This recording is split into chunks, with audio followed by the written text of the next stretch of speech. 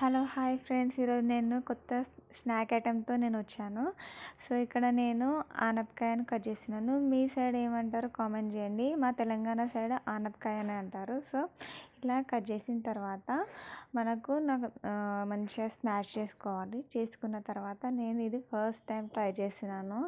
ఇక్కడ చాలా తక్కువగా తింటారు కాబట్టి నేను ఫస్ట్ టైం ఈ రెసిపీ ట్రై చేస్తున్నాను. మరి ఎట్లా వస్తుందో నాకు కూడా అర్థమవుతలేదు. ఫస్ట్ మనం ఆనపకాయ పేస్ట్ తీసుకున్న తర్వాత అలా ఆనియన్స్, కరివేపాకు ఇలా తీసుకొని, సో అందులో నేను ఆనపకాయ పేస్ట్లో నేను రైస్ ఫ్లోర్ వేస్తున్నాను. అలాగే మనకు తగినంత ఆనియన్స్ అండ్ మనకు అందులో కరివేపాకు, కొత్తిమీర కూడా వేసుకోవచ్చు, కానీ నేను స్కిప్ చేశాను. అందులో కారం, సాల్ట్, మనకు ఆల్రెడీ ఏం ఏం చేస్తారంటే ఇప్పుడు కలర్ కోసం ఫుడ్ కలర్ యూజ్ చేస్తారు కదా, అలా యూజ్ చేయకుండా టర్మరిక్ పౌడర్ వేస్తే కొంచెం మన హెల్త్కి కూడా బెటర్. అండ్ అందులో మనకు జింజర్ పేస్ట్ కూడా యాడ్ చేసుకొని మంచిగా స్మాష్ చేసుకొని మంచిగా కలుపుకొని ఒక 5 మినిట్స్ పక్కన పెట్టుకుంటే మంచిగా కొంచెం పట్టేస్తుంది అన్నట్టు దానికి.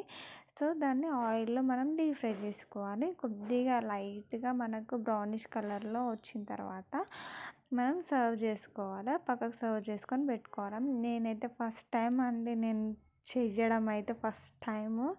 ఎట్లా వస్తుందేమో నాకైతే అస్సలు అర్థమవుతలేదు.